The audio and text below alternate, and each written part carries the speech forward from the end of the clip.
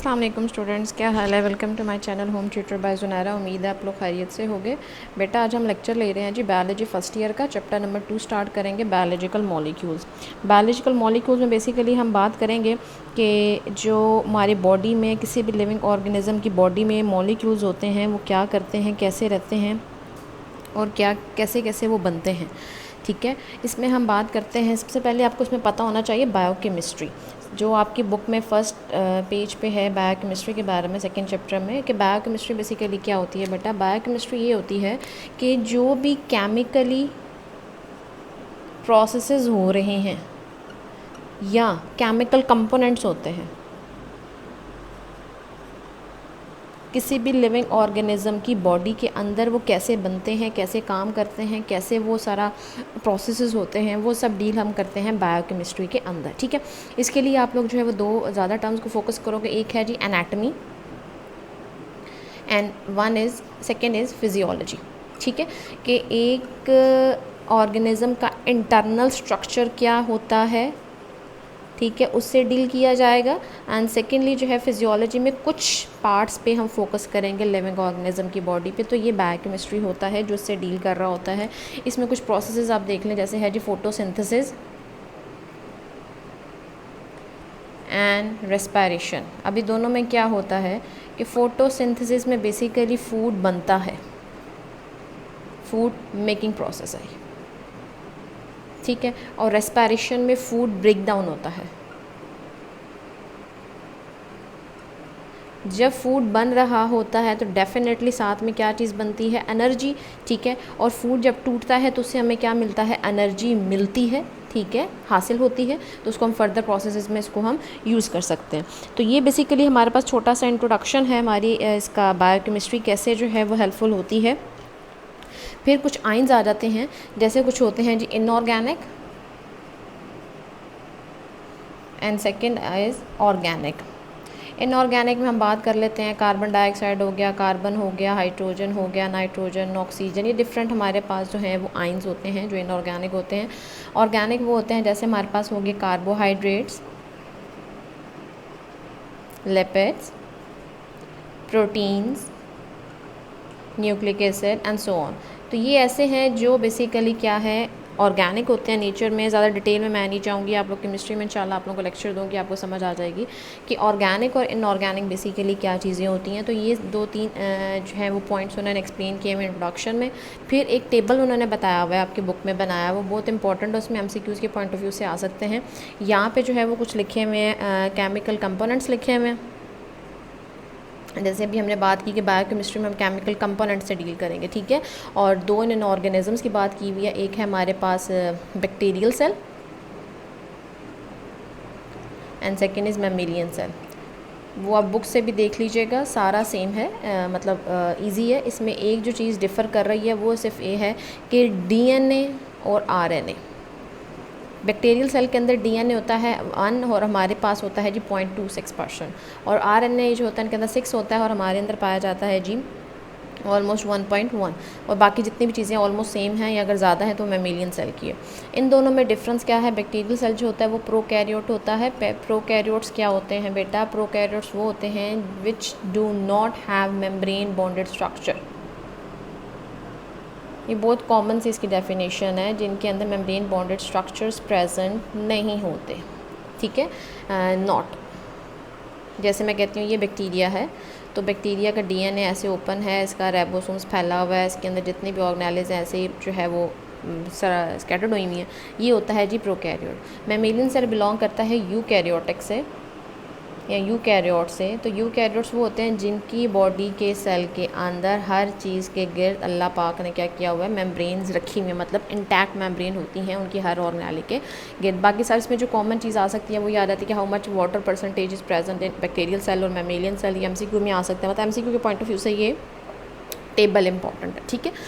उसके बाद वो कह रहे हैं कि उन्होंने बात बताई है कि किसी भी ऑर्गेनिज्म को सर्वाइव करने के लिए इन्वायरमेंट में उसके अंदर एक कैपेबिलिटी होनी चाहिए कि वो एनर्जी को गेन करे, ठीक है, और उसको कंज्यूम करे, ठीक है। सर्वाइवल के लिए हर ऑर्गेनिज्म के अंदर ये एबिलिटी होनी चाहिए, एबिलिटी फॉर सर्वाइवल इज़ मतलब ऐसे कर लें आप, ability for gaining and consuming energy. एक किसी भी ऑर्गेनिज्म के अंदर अगर ये एबिलिटी है कि वो एनर्जी किसी से ले सकता है और उसको कंज्यूम कर सकता है तो वो सर्वाइव कर सकता है एनवायरनमेंट के अंदर। इसके बाद अगर हम बात करें दैट इज़ मेटाबॉलिज्म। मेटाबॉलिज्म क्या होता है बेटा? मेटाबॉलिज्म होता है sum of all chemical reactions occur in living being. किसी भी जानदार की बॉडी के अंदर जितने केमिकल रिएक्शंस हो रहे हैं, जो जो प्रोसेसेस हो रहे हैं, वो सब कहलाते हैं मेटाबॉलिज्म। ये हमारे पास जो है वो इसमें फूड बनता भी है, फूड टूटता भी है, फूड से एनर्जी मिलती है, एनर्जी कंज्यूम होती है। ये सब चीज़ें जो हैं वो हम बेसिकली पढ़ते हैं मेटाबॉलिज्म के अंदर। Metabolism is of two type, one is catabolism and second is anabolism. Catabolism का मतलब काटना, मतलब बड़े पार्टिकल्स को छोटे छोटों में तोड़कर, मतलब larger particle into smaller one, and anabolism में स्मॉलर पीसेस या particles combine to form a larger one. तो ये बेसिकली होती है कैटाबॉलिज्म एनाबॉलिज्म। कि फूड अगर टूट रहा है वो कैटाबॉलिज्म में आता है, अगर छोटे छोटे पार्टिकल्स मिलके बड़े पार्टिकल बना रहे हैं तो वो एनाबॉलिज्म में आ जाएगा। ठीक है, इसमें आप ये एग्जांपल ले सकते हैं। अब एग्जांपल के तौर पे जैसे मैं कह लेती हूँ कि रेस्पिरेशन एक कैटाबॉलिज्म प्रोसेस है जिसके अंदर फूड टूट रहा है, एनर्जी बन रही है। और एनाबॉलिज्म क्या होगा, इसमें आप एग्जांपल ले सकते हो फोटोसिंथेसिस में कार्बन डाइऑक्साइड वाटर मिलते हैं तो ग्लूकोज और ऑक्सीजन वगैरह बनते हैं। ठीक है, तो ये सिंपल सा इंट्रोडक्शन था हमारे पास बायोलॉजिकल मॉलिक्यूल्स का। अब अगर हम बात करते हैं तो इसमें हम बात करते हैं जी इसमें हम बात करेंगे इम्पोर्टेंस ऑफ वाटर। ठीक है, बाकी जो इम्पोर्टेंस ऑफ कार्बन है वो टॉपिक आपके स्मार्ट सिलेबस में नहीं है तो हम भी उसको फोकस नहीं करते। अभी हम बात करते हैं जो वो है जी importance of water. How water is important for every living organism. ये भी आप लोगों को पता होगा कि वाटर एक एसेंशियल कंपोनेंट होता है, एसेंशियल पार्ट है हर बॉडी का, हर लिविंग बीइंग का। ठीक है, जैसे अगर हम बात करें तो हमारे पास जो वाटर होता है ऑलमोस्ट जो है हमारे डिफरेंट ऑर्गेनिज्म में डिफरेंट परसेंटेज होता है, मतलब 65 to 85% भी हो सकता है, मतलब ऑलमोस्ट हम कहते हैं हमारे पास की होता है। ठीक है, 85 है या 89 है। और इसके अलावा जो अगर हम बात करते हैं हमारे अंदर जो है बोन सेल्स के अंदर जो पाया जाता है वाटर, ये बोन सेल के अंदर, तो ये होता है 20%। और हमारे जो इसके अंदर पाया जाता है ब्रेन सेल्स के अंदर पाया जाता है वो होता है जी 85%।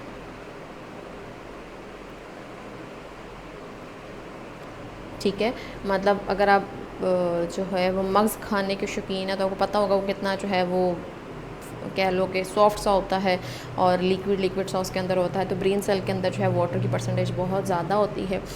अच्छा जी, उसके बाद अगर हम बात करें कि वाटर एक मेन कंपोनेंट होता है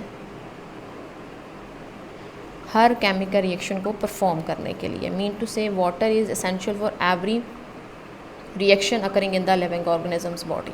ठीक है जी, तो इसमें अगर हम बात करें सबसे पहले हम बात करते हैं जी यूनिवर्सल सॉल्वेंट।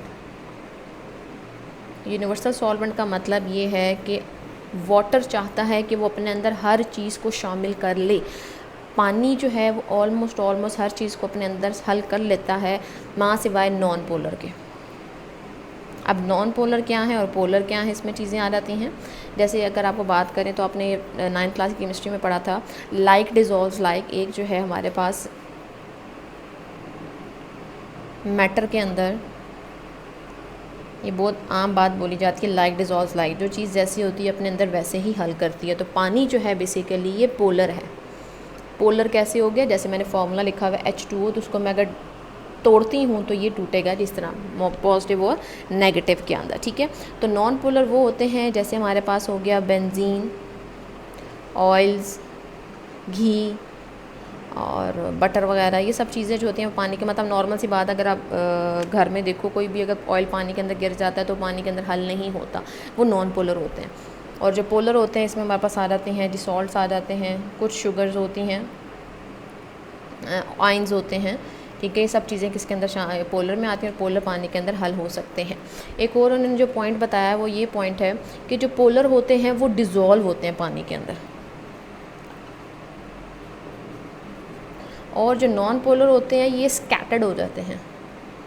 स्कैटर्ड मतलब फैल जाना, मतलब लाइक अगर ये वाटर है तो इसके अंदर मैं ऑयल डालती हूँ तो ऑयल सा करके फैल जाएगा, हल नहीं होगा, इसके अंदर इसकी बॉडी का हिस्सा नहीं बन जाएगा। अगर पोलर में वो सॉल्ट की बात करती हूँ तो सॉल्ट मैंने इसके अंदर डाला तो वो सॉल्ट इसके अंदर हल हो जाता है, स्कैटर्ड नहीं होता। तो डिज़ोल्व और सॉल्ट स्कैटर्ड में समहाउ डिफरेंस होता है, ठीक है जी। अच्छा जी, उसके बाद अगर हम बात करते हैं सेकेंड इसकी प्रॉपर्टी की, तो that is the heat capacity. Heat capacity पे हम बात करते हैं कि पानी जो है उसकी कैपेसिटी क्या है। पानी जो है हम यूजुअली यूज़ करते हैं किसी भी चीज़ को ठंडा करने के लिए। जैसे गर्मियां हैं तो गर्मी में अपने आप को बहुत ज़्यादा पसीना वगैरह आ रहा है, गर्मी लग रही है, तो हम क्या करते हैं, हम जो है वो ठंडे पानी पीते हैं, ठंडे मशरूबात वगैरह पीते हैं, जिससे जो है हमारी गर्मी कम हो सके, बॉडी की जो हमारी डिहाइड्रेशन है वो ना हमें हो जाए, ठीक है जी। तो इसमें अगर हम बात करते हैं जी हीट कैपेसिटी की, तो हीट कैपेसिटी आ जाती है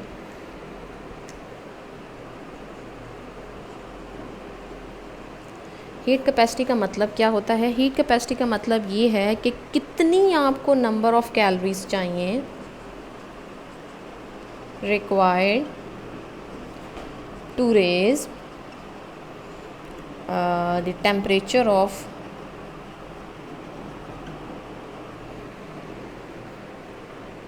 1 gram of water from 15 to 16 degree Celsius. मतलब इतना टेम्परेचर था वाटर का, तो हमें कितनी हीट चाहिए होगी पानी के 1 ग्राम वाटर के इतनी टेम्परेचर से इस टेम्परेचर पे जाने के लिए, that is called heat capacity. ये इसको हम नॉर्मली यूज़ कर सकते हैं टेम्परेचर स्टेबलाइज़र के तौर पे।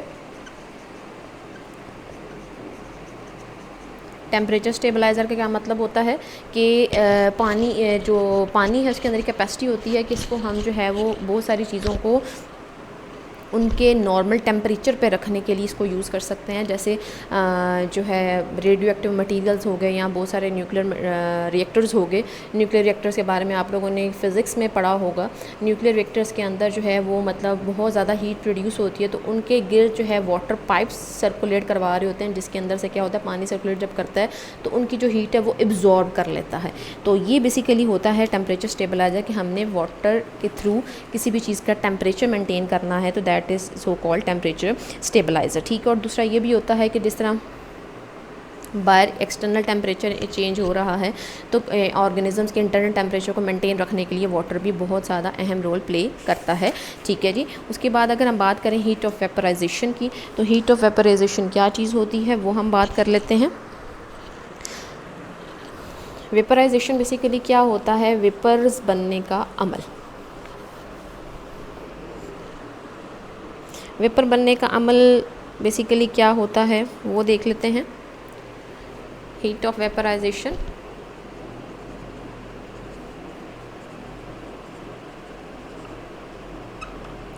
वेपर्स मतलब लिक्विड से वेपर की फॉर्म में जाना, मतलब पानी की फॉर्म से बुखारात बनकर उड़ जाना। जैसे ये मेरे पास कंटेनर है, इसके अंदर वाटर है, नीचे से उसको जो है वो फ्लेम दिया जा रहा है, हीट दी जा रही है, तो क्या होगा कि अब इनका काइनेटिक एनर्जी बढ़ेगी, तो ये मॉलिक्यूल्स कोशिश करेंगे, हम अपर सरफेस में जाएंगे तो उनकी एनर्जी ज़्यादा होने की वजह से मॉलिक्यूल्स निकलते जाएंगे, उड़ते जाएंगे, ठीक है। और बदले में जो निचला वाला जो वाटर रह जाएगा उसके टेम्परेचर को नॉर्मल छोड़ के जाएंगे, नॉर्मल या थोड़ा कम कर देंगे, कूल डाउन कर देंगे बनिस्बत अपने टेम्परेचर के। मतलब जिनका टेम्परेचर था वो टेम्परेचर लेके जा रहे हैं, वेपर्स पानी में से टेम्परेचर लेकर उड़ जाते हैं, निकल जाते हैं, और बाकी जो हमारे पास पानी बच जाता है तो उसका टेम्परेचर को थोड़ा बहुत गिरा कर वो जाते हैं, मतलब नॉर्मल से ठंडा करके जाते हैं। जैसे उन्होंने एग्जांपल बताई हुई है, 1 लीटर अगर वाटर है आपके पास, 1 लीटर का मतलब 1000 ml, ठीक है।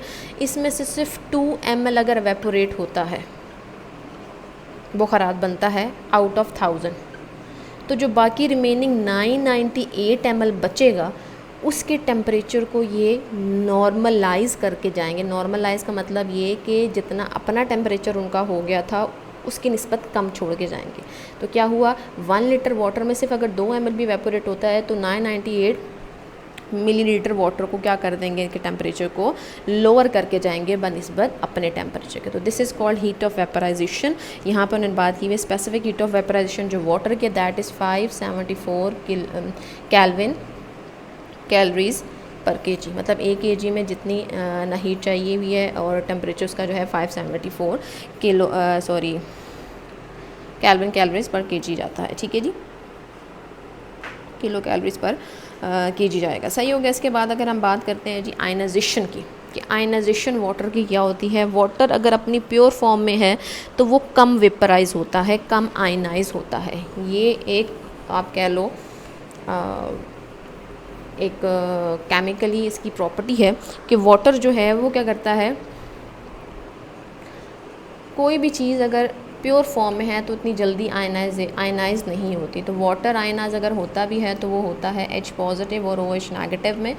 ये सेल्फ आयनाइजिंग इसकी प्रॉपर्टी होती है कि खुद ही टूटता जाता है, खुद ही बनता जाता है, खुद ही टूटता जाता है। मतलब वाटर के अंदर ही चीज़ बन भी रही है, टूट भी रही है। ठीक है जी। तो नॉर्मल सी इन्होंने बताया हुआ कि 25 डिग्री सेल्सियस पे जितनी कंसनट्रेशन इन आइंस की है उतनी ही कंसनट्रेशन इनकी होगी, और वो है जी 10⁻⁷ मोल पर लीटर। 1 लीटर वाटर के अंदर 25 डिग्री सेल्सियस पे 10⁻⁷ ही इन दोनों की कंसनट्रेशन इक्वलाइज है। मतलब इतने ही आइंस पाए जाते हैं, इतने ही आइंस बन रहे हैं, इतने ही आइंस टूट रहे हैं। ठीक है जी। उसके बाद अगर हम बात करते हैं इसकी प्रोटेक्शन की, मतलब इसकी प्रोटेक्शन हम इसे क्या हमें काम कर सकते हैं, मतलब वाटर हमें कैसे प्रोटेक्ट कर सकता है। हमारे अंदर होता है जी प्रिस्पायरेशन, पसीना आना। ठीक है, ह्यूमन की बात करूँ, और पौधों के अंदर होता है ट्रांसपायरेशन। दोनों का अमल ऑलमोस्ट सेम ही है और दोनों ही कूलिंग इफ़ेक्ट करते हैं। मतलब बहुत ज़्यादा गर्मी पड़ रही है तो पौधे के अंदर से पानी वेपोरेट होता जाएगा, जैसे भी यहाँ पे बताया कि पानी जो वेपोरेट होकर उड़ता है वो बाकी वाले वाटर को लोअर कर जाता है उसके टेम्परेचर को। तो इसी तरह प्लांट में जब बुखारात बनकर पानी उड़ेगा तो पिछले वाले जो अंदर रह गए प्लांट की बॉडी उसकी टेम्परेचर को कम करके जाएगा। इसी तरह हमारे अंदर भी होता है, जैसे हमें पसीना आता है तो हमें ठंडक फील होती है, मतलब पंखे के नीचे ज़रा भी हवा लगती है तो हमें ठंडक फील होती है। ये बेसिकली वाटर की एक प्रोटेक्शन है, प्रॉपर्टी हमारे लिए। ठीक है जी। तो ये हमारा पास जो है आज का लेक्चर था, फर्स्ट लेक्चर है सेकंड चैप्टर का। तो अगर कोई बात इसमें आपने पूछनी हुई तो ज़रूर पूछिएगा। सिंपल सा लेक्चर था, इंट्रोडक्शन था और वाटर की प्रॉपर्टीज़ थी। तो अपना ख्याल रखिएगा। अल्लाह हाफ़िज़।